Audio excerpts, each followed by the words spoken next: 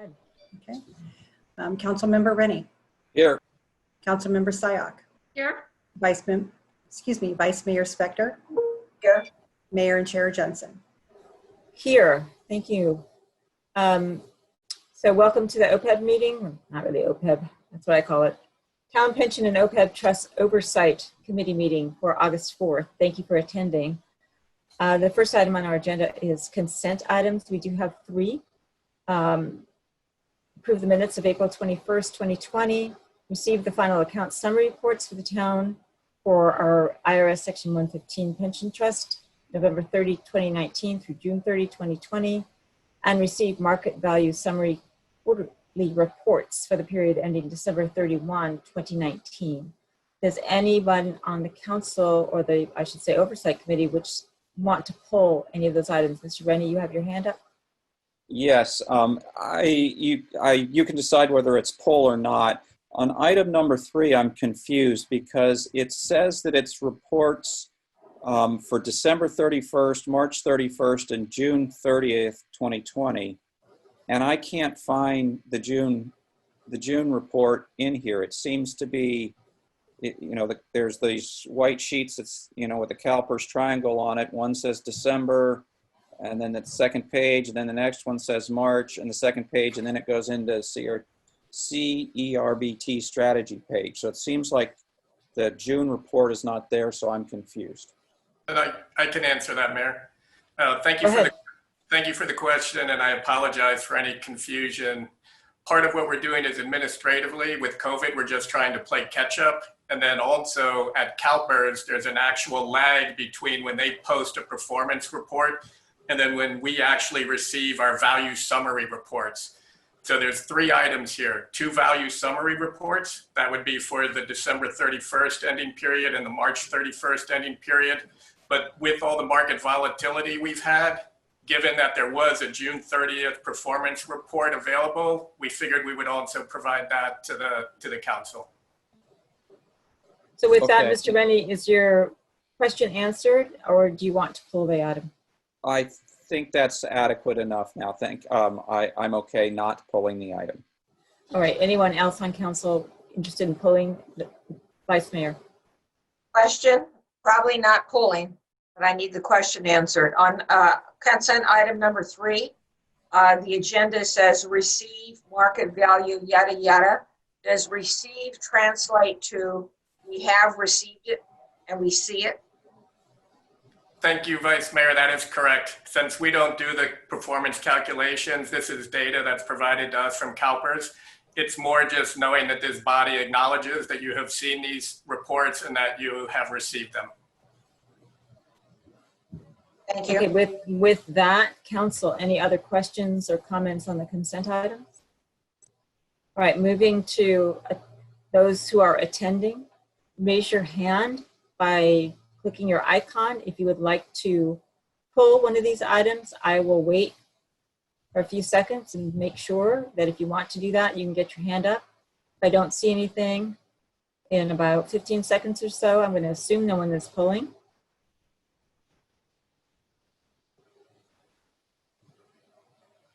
Okay, I do not see any hands, so I'm going to look for a motion on the consent calendar. All right, I'll make a motion. Councilwoman Sapp. I move to approve consent items 1 through 3. Is there a second? Second. All right, I need to do a roll call vote. Councilmember Rennie, Yes. Councilwoman Sapp, Yes. Vice Mayor Spector, Yes. and the mayor votes yes, so the consent calendar passes unanimously. And so we will move on to item number 4, which is review and approve the Town of Los Gatos Retiree Healthcare Plan, June 30, 2019, Actuarial Valuation. Mr. Andrews, are you going to give us the report on that? I will be. Thank you, Mayor and Council. Every 2 years, the town's Opeb plans receive the actuarial valuation. The last valuation was in 2017. And so this valuation brings us to 2019 and is able to also show a comparison between those 2 years. On the line with us today is our actuary from Bartel, Joe D'Onofrio. And Joe, I apologize as always if I didn't do justice to your name. And he has a brief presentation to provide that will give you the highlights of the 2019 actuarial valuation. With that, I'm going to move to share screen mode, if that's okay with everyone, so Joe can provide his presentation. Yes, please. All right, good evening. Shelley, I'm afraid you'll need to enable me to do share screen.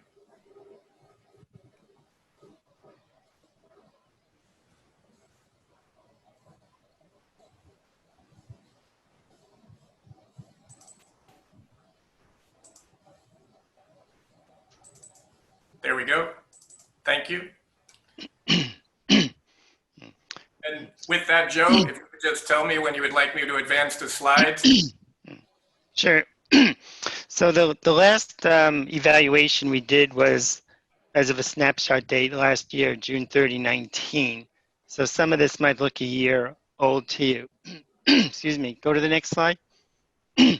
So I thought maybe you'd like to briefly, remember what the benefits are, what the town provides retirees for health care after they retire. So when the employees have to retire directly from the town, it's not like the pension plan where they can go work somewhere else and retire from another agency. You retire from the town pays a portion of your retiree health care premium. There are 2 tiers now for people who were hired before October 18 and after October 18. For the people hired before, the town's contribution would be equal to the Kaiser single premium plus 90% of the additional premium for dependents. And this is based on the Kaiser Region 1 PEMCA premiums. Used to be called Bay Area, but CalPERS changed the regions in 2020. So it's based on your region. For people who retired before 2016, the benefit's a little different. It's based on what's called the basic premium, and the contribution is based on the basic and Medicare premiums after 2116. What that means is the basic premium is the premium before age 65. So let's say a single premium is $800. And after 65, it's a Medicare supplement premium. Let's say Kaiser's 400. So it's 800 and 400. So if you retired after 2116, the town's contribution, the maximum, would be the 800 before 65 and the 400 after 65. But for the people who retired before 16, it's just based on that basic $800. So one of those retirees could reach age 65 and say, hey, you know what? I could go move to PERS Care or PORAC. It's a little higher than 400, and the town will pay my benefit. So it's a little better for those older retirees. So for people who are hired after October 18th, the town is just providing the PEMCA minimum, and the retirees are responsible for the rest. This is for future hires after that date.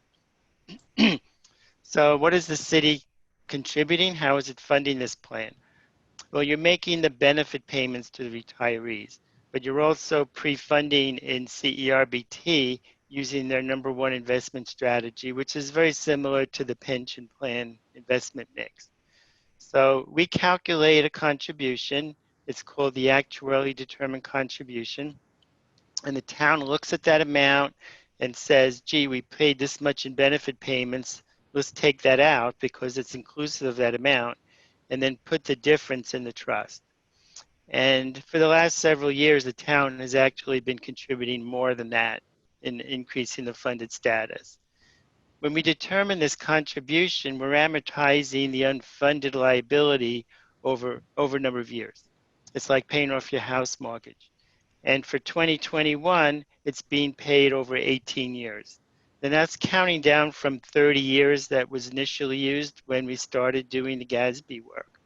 So the 18 years is a bit discretionary. If you wanted it to be shorter, it could be, and we would have a bigger contribution for you. But like you have been doing, you could always put in more and don't fiddle around with the 18. We're counting down the 18 by 1 year every year. So what did the participants look like last June? There were 149 actives, and we look at active people because we project that they'll retire someday and get a benefit. And we had 175 retirees, and about a quarter of them weren't participating. It seemed a bit high based on your benefit, but that's what your demographic is showing us, that there's 26% of the retirees have waived coverage. Oh, and the ratio of retirees to actives is over 100% now. So, the impact of that is when something happens, like there's a change in a liability, for example, like if the discount rate was changed, if the expected earnings were changed on the fund, the liability change as a percentage of payroll gets bigger and bigger because you have a bunch of retirees sitting out there that don't have payroll. So the changes in the plan become a bigger percentage of your payroll changes. Same thing happens for the pension plan. Okay. So this shows the liabilities and the funded status for the last two valuations. In June 30, 17, the accrued amount, the accrued liability that the town has was 24.7 million. It had assets of 13.6, so there was an 11 million unfunded, and it was 55% funded, 13 divided by 24. For this valuation, the liability increases. That's a natural thing to happen because as active employees accrue more service, what you're going to owe for them at retirement gets bigger. The assets go up because of the earnings, and you're also contributing more than we expected for those 2 years. It's over $1 million more. So the unfunded went down to 8.6 million. That's what you're paying off over 18 years. So as of June 30, 19, it was 68% funded. Okay. So these are the contributions that we recommend. The first two columns of numbers are from our last valuation, and we calculated amounts for 1819 and 1920. And this valuation shows you 2021 and 2122. So the annual cost row is the contribution you would make on behalf of people who are working now, because you want to accrue and put something aside for them so you have the money to pay for their benefit when they retire. The UAAL, the unfunded accrued liability amortization, is that 18-year payment, like paying off your mortgage, and that's 656 for 2021. So the contribution for 2021 is the 1.859. It's lower than it was in 1920 for a variety of reasons. One is because the town has been making the additional contributions. Second reason is the PEMCA premiums have not gone up as much as was assumed. Another reason is we were incorporating an amount for the Cadillac tax, the ACA excise tax, which was repealed last December, so we could finally take that out. So we're down to 1.8. That's 11% of payroll. So if you're interested, now before you go on, thank you. Before you go on, so you might be wondering what the assets did for 18, 19, and 1920. The CERBT returned 7% for 1819. We assumed 6.75, so that was good. For 1920, it was 6.8. That was good. It was higher than we assumed. For 20, I'm sorry, that's for 1819. It was 6.8. But for 1920, if you're wondering, it was 3.5 because of the downturn that we recovered from. The CalPERS pension plan, they announced that they had 4.7 for the pension plan for 1920. CERBT1 had the 3.5. So what we'll see going forward is that there's a loss, at least for that year, that has to be made up. Maybe 2021 will be a better year, and we'll make some of that up. Okay, thank you. So what we also do is project out further what the funded status might look like in 10 years. So the first column of numbers, that's the actually determined contribution. And those first three numbers, 2.1, 1.859, 1.860, were numbers you saw on the prior slide. You don't have to go back, but they're on there. And we projected it forward. So that would be what we expect the recommended contribution to be for 10 years. Although every 2 years we come back and refine it. We also project out what the benefit payments to retirees will be each year. And that's that 1.4, 1.5, 1.6. So the trust funding column is what's the additional amount of funds the town would have to come up with if it wanted to fund that whole actuarial contribution. So that starts at 728 and it goes down to 104. And the reason you see zeros after that is because the benefit payments, which are considered contributions, you're making payments to the plan, they start to exceed that actuarial contribution. So if you continue to make benefit payments out of the town's assets, you'll be paying more than that actuarial determined contribution. So we put a zero there for trust funding. But you can always continue to fund the trust if you want. um, the funded status on the right-hand section, we projected that accrued liability out and the assets. The AVA is the assets, is the actuarial value of assets. It's a smooth value over 5 years. We take the ups and downs and the gains and losses from the investment earnings and smooth them out over 5 years, but it's pretty close to what the market value is. So we're projecting the unfunded to go down to 5.7 in 10 years. Okay, that's because you're funding the benefits, and the funded percent goes up to 86%. It's not 100 because this by the time you get out to 2029, you still have 10 years of that amortization period to pay off the unfunded. So when that starts to get high, you might start thinking about, well, should we start using some of the funds we've accumulated to start paying benefits from the trust? You could think about, if it gets up like 80, 90%, you might think about, should we be investing more conservatively in one of the other CERBT funds, 2 or 3? If you do that, it makes your liabilities look higher because we're going to assume those more conservative funds have less earnings. But if things, the more money you have and the higher the liabilities look, the volatility will have a bigger impact on the town as a percent of payroll, for example, or revenues.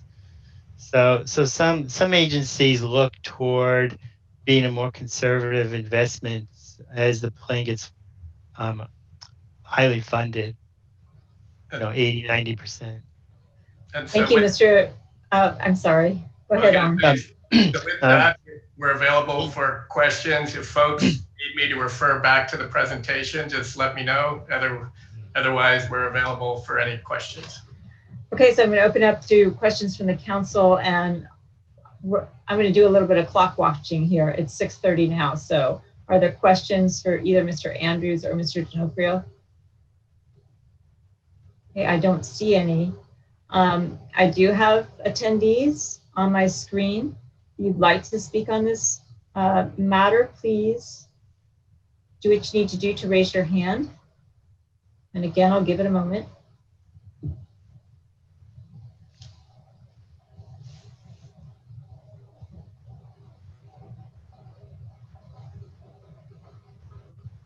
Okay, I don't see any hands going up. So I will look to the council for discussion and or motion. Vice Mayor. Thank you. Question. First of all, I gather this is for the speaker. I gather that you agree with the strategy 1 from what you said. So we don't pick the investment strategy. We're not investment advisors. So the town would select that maybe with advice from an investment advisor. But CRBT 1 is the most common CalPERS fund chosen for Opeb plans. Okay. But I suggested considering the other ones. It's not recommendation because I'm not an investment advisor, but as you accumulate more funds, it gets more risky. The more money you have in the bank, the more you could lose, relative to the town's assets, its payroll, its revenues. So it's something to consider, and a number of our clients do that and become more conservative as the fund grows bigger. And So I'll follow up, if Mr. Andrews, just a second. Any follow-up from the Vice Mayor? No, actually, I was going to go to Mr. Andrews, so. and Vice Mayor. Okay. Mr. Andrews, maybe you can answer whatever the Vice Mayor has for you, and also the question of what exactly we're deciding tonight, because it's my recollection that based on the Finance Committee recommendation earlier, the town already selected strategy 1, and that's not before us tonight. Correct. There's two conversations. Tonight, you're approving the actuarial valuation because as the fiduciaries of the Opeb plan, this needs to be approved through vote of the council. Previously, staff had brought the question before both the Finance Committee and this body, just alerting the body that as we do start to get a better funding status, you might want to contemplate a different strategy. Both times, both bodies opted not to do that yet. But as Joe states, at some point when the funding status gets higher, it might be in the best interest for this body to look at that decision point again and decide if you want to take a lower volatility strategy. And I would say for the Vice Mayor, on the full report on page 29, they show from an actuarial perspective what the different strategies would mean in terms of what they would recommend for a discount rate and what they think the total liability would then look like. And so there are consequences, as Joe mentioned, to doing that. But at some point in the future, if the funding level continues to go up, both the Finance Committee and this body should look at that decision again.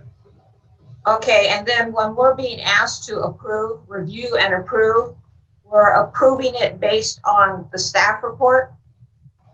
By review, you just received a presentation from the town's actuary informing you of the relevant elements of the valuation. And then based on that presentation, the staff report and the full valuation, you are approving the valuation. If need be, you could deliberate some aspects of it. For instance, if you wanted to talk about possibly changing the inflation rate, generally bodies don't do that. They take the recommendation of their actuary. And back in 2017, Bartel actually made recommendations to change some of the assumptions, and this body approved it. Based on what they're seeing through the valuation, they're not recommending any changes this time. So it would be approved. Thank you, Madam Mayor. Other comments, questions, or a motion? All right, seeing none, I'll just go ahead and make a motion. Councilwoman Seah? I'm going to go ahead and make a motion. No further comments. We've reviewed, and I make a motion to approve the retiree healthcare plan and its assumptions as prepared by Bartel that's contained in item number 4. Second. Okay, we have a motion on the floor in a second. Roll call vote. Vice Mayor? Yes. Councilwoman Seah? Yes. Councilman Rennie? Yes. And the mayor votes yes, so it passes unanimously. We'll move to item number 5, which is to consider the Finance Committee recommendations regarding methodology for additional discretionary payments to CalPERS. And is that going to be you, Mr. Andrews, for the report? It will be, thank you. And Joe, thank you for your participation. You're welcome to leave the meeting now. thank you. Have a good evening. Thank you. Thank you, Mayor and Town Council. So the conversation about what an appropriate methodology would be for moving the additional discretionary monies that this council has budgeted through surplus funds throughout the years has moved through the Finance Committee and this body on several occasions. In the past year, there have been some nuances either associated with administrative challenges with CalPERS based on some of those recommendations, or the way they actually allot a return based on payments you provide directly to CalPERS. We went back to the Finance Committee on June 2nd and brought them up to speed, on June 8th, and brought them up to speed on these latest developments. They had a thorough conversation about what a methodology should or could look like. Areas of concentration should funds be transferred to the CEPPT versus directly to CalPERS. This conversation has taken a couple forms over the years. And then one of the other main elements was, does either method have any inherent market timing bias? The Finance Committee is very attuned to any type of a methodology that could unintentionally bring market bias into the conversation.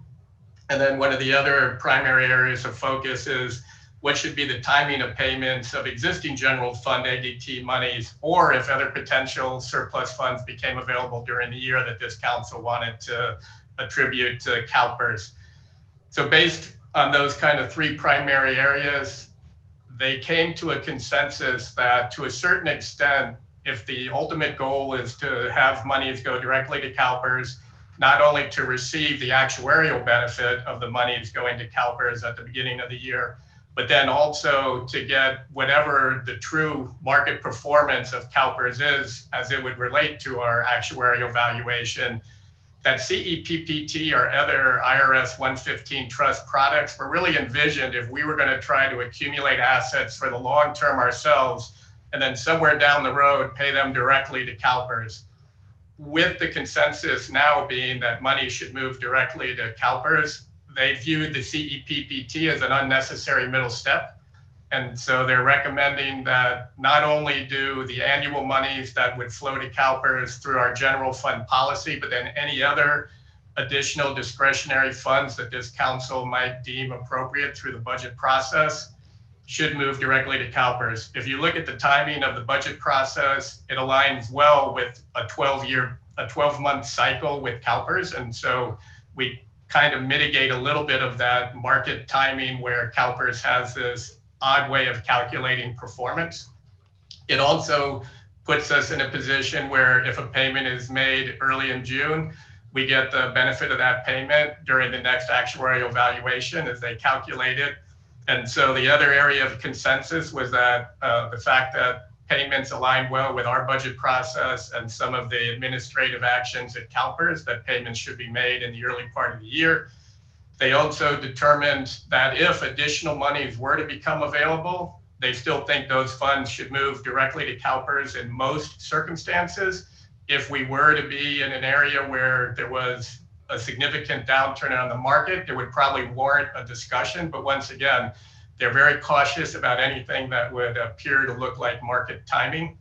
And so before you is basically the recommendation that any additional discretionary payments, either through our existing general fund policy or any budgetary surpluses, should go directly to CalPERS, whether it pays an amortization base in whole or in part.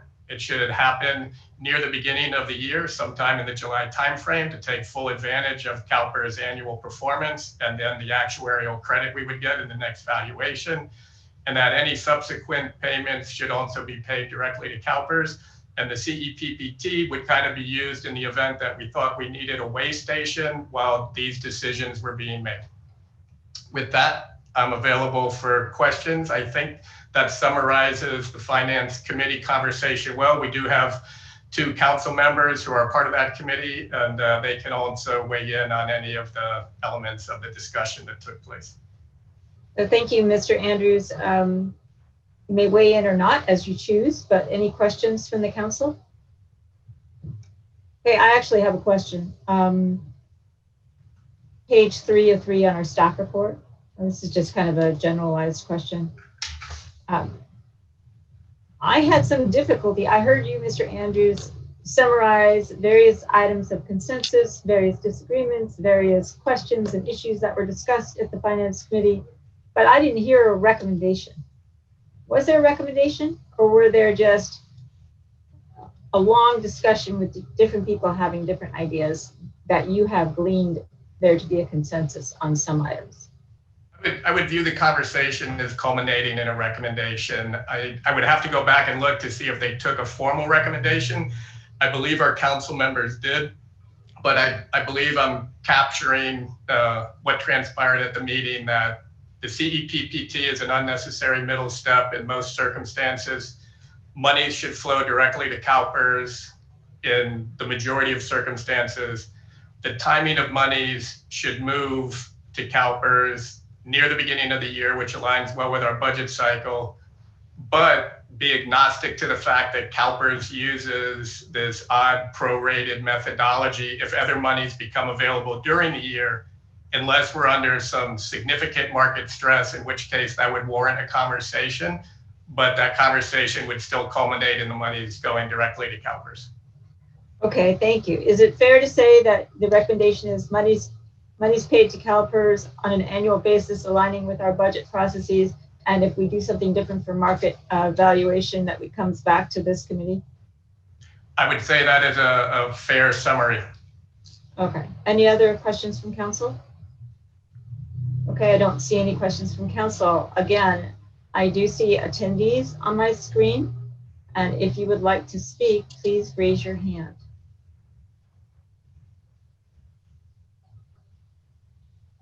I'm going to give it my 15 seconds. Mayor, Rick Tinsley has his hand raised. Okay, now he does. All right, now it's showing on my screen. Mr. Tinsley. Oh, shoot. Thank you. Can everyone hear me? Yes. I just wanted to reiterate some of the comments that Mr. Andrews explained and maybe put a slightly finer point on the recommendation from the Finance Committee. It's instructive to go back to what happened last year in September, which is mentioned in the memo. Remember, there were two ADPs, one of 4.7 million, which we did actually transfer directly to CalPERS on October 11th of 2019. And that's good. That money actually, even in this relatively poor year, has earned $156,000 based on CalPERS rate of return for the 8.5 months that it was there. On the other hand, the other ADP of 3.6 million, there was an enormous amount of confusion in the September meeting last year about dollar cost averaging and when should we do this and unique market exposure, which I still don't really understand. And so we end up doing nothing with that money except keeping it in our bank account, keeping it in the proverbial bags of $100 bills under our mattress.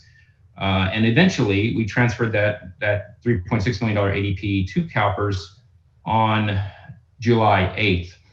So during that intervening time, had we actually made that ADP at the same time, that money would have earned about $120,000 at CalPERS. Again, even in this relatively poor year with just 8.5 months of exposure.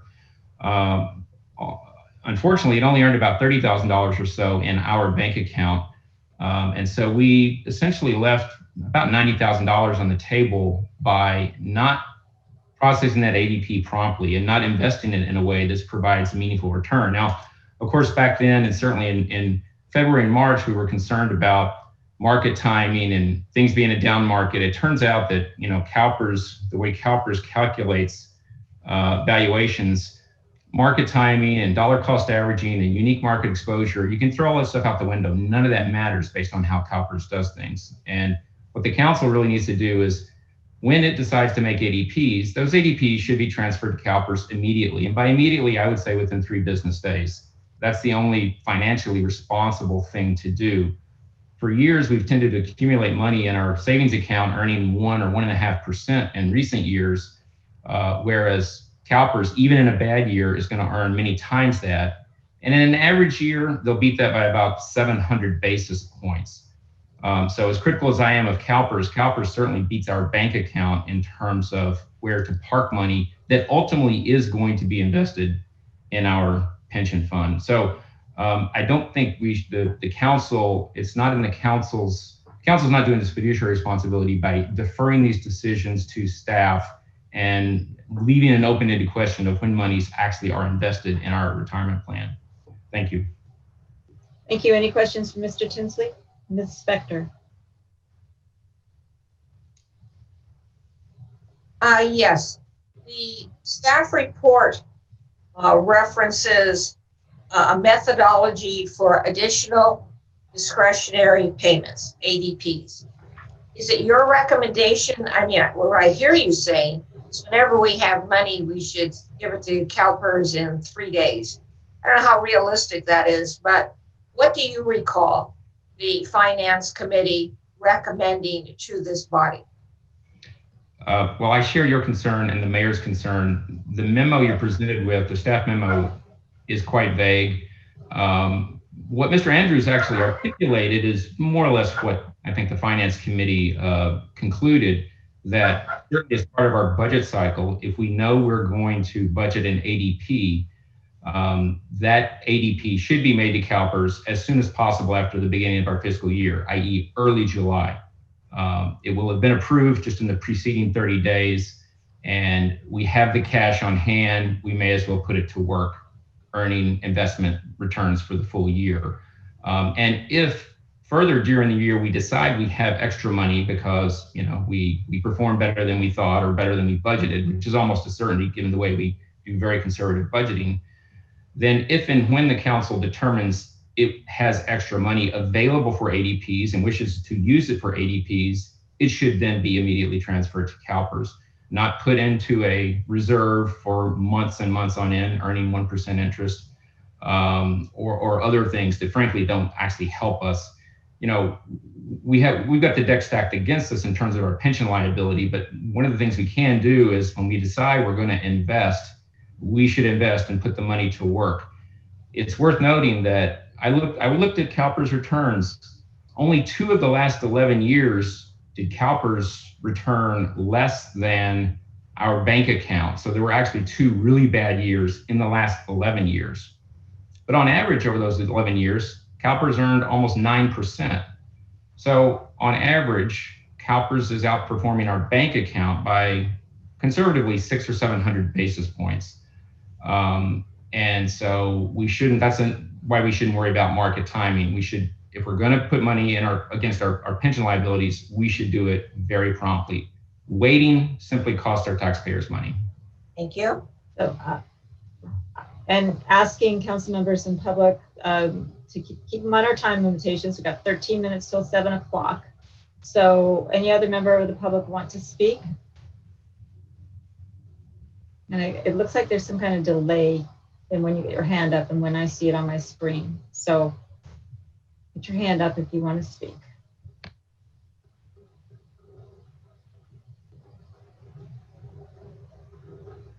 I see no other hands, Mayor. I do not see any either. So I'm going to close the public hearing, look to the council for discussion or motion. Councilman Rennie. Thank you, Mayor. I wanted to comment. I realize we're a little short on time, but I wanted to comment on our journey through this. So people remember, at least this is what I remember as our journey. We started off with our goal all along has been to spread the market timing risk throughout the year by additional pension investments in investment funds over the course of the year. We initially did this by moving money from our low general fund return that Mr. Tinsley referred to a PARS account, which had equivalent, had higher returns than our general fund, equivalent approximately to what CalPERS returns were. And so that worked well. I thought that was a good plan where we were moving money constantly and it wasn't sitting in our low fund, our low income general fund, however we want to say it. And then at some point last year, the Finance Committee decided that they didn't trust future councils to actually move that money from PARS into CalPERS, even though we can only use it for pension expenses. So we tossed that methodology away. And we recommended to close the PARS and move the funds to CalPERS. So then the question then became, how do we do this but avoid market timing? And so the council asked staff to make monthly payments to CalPERS so the market timing risk would be spread over the year rather than at a single entry point with large sums when we're doing large sums of investments. CalPERS then told us that that would be too difficult administratively. From further discussions with CalPERS, we then learned that payments made at any time during the year are assigned a portion of the gain for the year, not the market entry point at the time of payment. So this has been this constant journey, and it's sort of explaining why this money sat there for a little bit. And Mr. Tinsley also talked about the decision we're trying to make, but this has been a constant moving methodology or policy for us. But what we've learned now from CalPERS, since if we make a payment to CalPERS, it's not market timing because they basically take the gain for the year, as Mr. Andrews explained. They take the gain for the year and give us that proportionate to when in the year we jumped in, which really is not related to where the market is at the time that we put money in. In other words, we're not market timing, we're just getting a portion of a full year, but we can put this money in continuously during the year. So I conclude that it doesn't hurt us to make large investments into CalPERS at one time, because it's really the gain spread over a year, not any one particular entry point. So I'm okay with this recommendation, but I wanted to explain, how we got here, because it's been a moving target that's been a little frustrating to me, that our policy and methodology keeps changing. Councilman Rennie, thank you. Would you like to convert your comments to a motion? You don't Sure. have to, but I'm looking at the clock. Yeah, I will make a motion to accept the Finance Committee's recommendation that we put the monies into CalPERS when they become available as quickly as possible. I think 3 days was mentioned. I'm sure that's not realistic, but sort of a continual put it into CalPERS at whatever rate makes sense versus holding on to it, I think is what the recommendation is. Okay, so your motion, as I hear it, is different than what Mr. Andrews recommended, which was a yearly contribution. I would say, Mr. Mayor, Andrews? it's similar in the sense that usually the majority of our monies that are going to be available are available at the end of the budget cycle, right around early July. And then if there are any other subsequent monies, they still think those monies should move directly to CalPERS as soon as possible under most circumstances. Is that your correctly summarize your motion, Councilman Yes, Rennie? it is. Okay, Vice Mayor, you had your hand up before I called for a second. Yes, it's going to be a second, and I was going to say the ADP is mainly going to come after or about July 1st. So I will be seconding that motion. And I understand that things have changed. This is a complex situation dealing with CalPERS. So that's why it's been changed. Okay, before I call for the vote, Councilman Rennie, I have maybe a friendly amendment to your motion that as we accumulate monies, what I understand is that they will be paid directly to CalPERS. Generally, that occurs in July, coinciding with our budget. My amendment is that if other monies become available, that before they get shifted to CalPERS, they first come for committee and this committee and Finance Committee discussion. Would you be willing to accept that? I was assuming that would happen naturally in our process, so I do accept that amendment. Hopefully okay with a seconder. Seconder? Yes, as long as it goes to the Finance Committee. Okay, I mentioned the Finance Committee as well. All right, any other discussion before I call the question? All right, Councilwoman Sayoc. Yes. Vice Mayor Spector. Yes. Councilman Rennie. Yes. And the mayor votes yes, it passes unanimously. Thank you very much, and we'll see you at the next meeting.